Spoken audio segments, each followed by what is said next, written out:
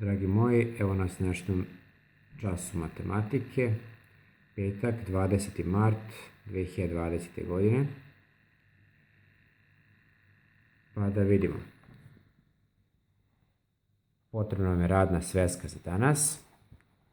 Kao što se sećate, juče smo radili svojstva operacija množenja i deljenja. Danas uvežbavamo lekciju od juče. Neki su, pretpostavljam, već radili 114. stranu.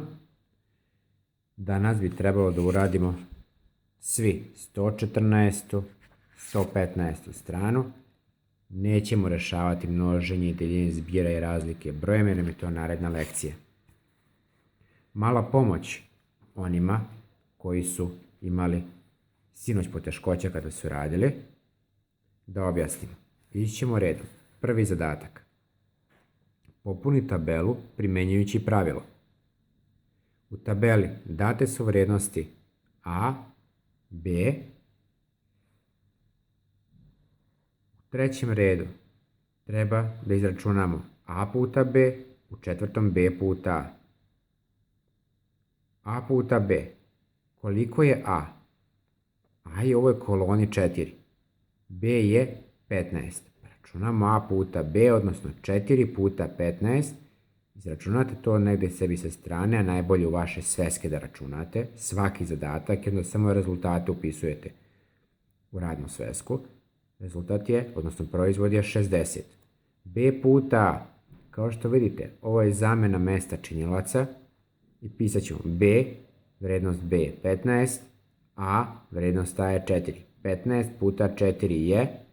Nema potrebe ponovo da računate ako ste naučili pravilo od juče, pravilo zamene mesta činilaca.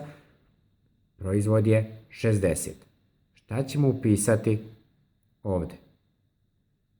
A puta B. A je koliko? 60. B je 25. Pisat ćemo 60. Dakle, 60 puta 25. 60 puta 25.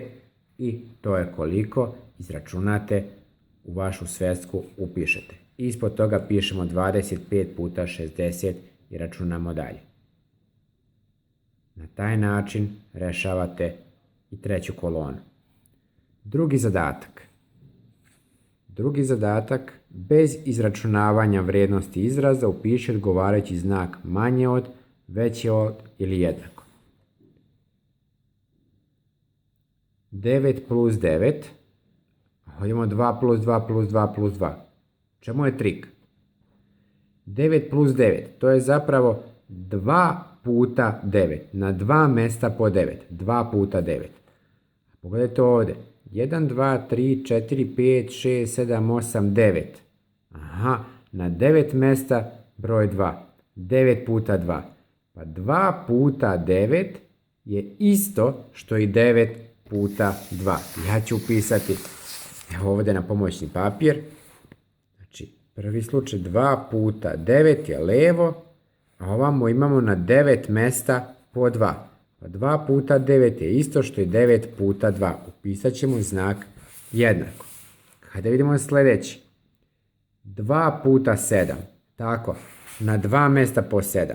2 puta 7. Na 2 mesta po 7. A šta je na ovoj ovamo strani? 1, 2, 3, 4, 5. Ovde je 5 puta 2. Pa šta je veće? 2 puta 7 ili 5 puta 2? Pa naravno veće je 2 puta 7. Veće. Kako to znam? Da li vam je lakše ako napišem 7 puta 2 i 5 puta 2? Pa naravno da će biti veći proizvod ako pomnožim sedmicom nego peticom. Tako. Jučerašnje pravilo zamene mesta činilaca. Idemo dalje.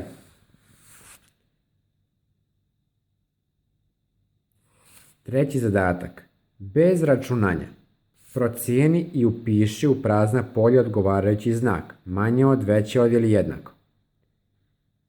36.084 puta 1, 36.084 puta 5. Pa šta je veće? Pa naravno, isti činilac je prvi, a drugi, ovdje je 5, a ovdje je 1, pa veći je ovaj, tako proizvod. Veći je proizvod ova dva broja. Ovdje imamo 40.204 puta 23, a ovdje 23 puta 40.204. Samo su zamenili mjesta prvi i drugi činilac, proizvod je jednak. Ovdje imamo 800.050 puta 0, a ovdje je 7 puta 800.000. Da, jeste veći 800.050 nego 800.000, ali ovdje je puta 0. Rekli smo da svaki broj pomnožen nulom daje šta? Nulu. Nemojte zaboraviti pravilo. Šta ima prednost? Pod G. Pod G ima prednost, naravno, zagrada. Ali, jesu nam isti činioci prvi, drugi, treći ovdje i prvi, drugi, treći ovdje. Potpuno su isti na levoj i desnoj strani. Samo smo združili ovdje prva dva, a ovdje treći i četvrti. Pravilo združivanja činilaca kaže da su potpuno jednaki proizvodi na levoj i desnoj strani. Da vidimo ovdje. Prvi činilac je isti kao ovaj ovdje prvi činilac. Ovdje je 3 puta 20, a ovdje je drugi činilac 60. 3 puta 20 je 60. 60 i 60 je isto. I kada pomnožimo sa 20.402, dobit ćemo isti proizvod. Znači, samo vodite računa o pravilima koja smo jučer radili. Idemo na četvrti zadatak. U četvrtom zadatku izračunaj proizvode primjenjujući svojstva množenja. Mi smo prvi činilac predstavili kao proizvod dva broja 4 i 9. 4 puta 9 je 36. Znači, rastavili smo ga. 75 smo rastavili na činioce, 75 je isto što i 3 puta 25. Šta smo dalje radili? Mi smo samo njih malo istumbali, je tako? 9 i 3, odnosno drugi činilac iz prve zagrade i prvi činilac iz druge zagrade stavili smo u jednu zagradu, a u drugu zagradu smo stavili 4 i 25. I lepo smo to pomnožili. 9 puta 3 je 27, 4 puta 25 je 100, 27 puta 100 koliko je, izračunajte. Na isti taj način radite ostale zadatke. Ovo je primjena pravila koja smo radili juče. Imamo zamjenu mjesta sabiraka i imamo združivanje sabiraka. Polako. Ako neko bude imao problem s ovim zadatkom, slobodno postavite pitanje na grupi da uradimo još. Ovo je interesantno, veoma. Čemu je jedna količnik ako je delilac jednak broju 1? Za ovo prvo ćete da naučite pravila. Kada budete naučili pravila, veoma lako ćete raditi peti zadatak.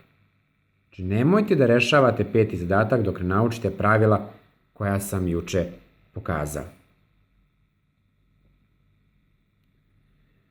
Združivanje, šesti zadatak. Ovo je veoma lako. Imamo 3 činioca, juče što smo radili, u prvom slučaju združili smo prvi i drugi i nastavili dalje da radimo. Združivanjem se ne mijenja proizvod, juče smo to savladali. Pod B združili smo drugi i treći da bi nam lakše bilo množenje. Pogledajte sada ovdje, šta bi vi združili pod V? Meni bi bilo najlakše da združim 100 i 1000, tako su nam i napisali.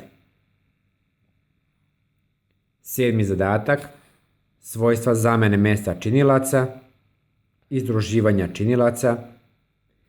Kada dođete do sedmog zadatka, rešavajući sve od prvog, ali ne da vam pokazuju mame i tati, da samo naučite napamet, nego zaista da izvežbate. Kada izvežbate od prvog do šestog, znaćete sami da radite sedmi.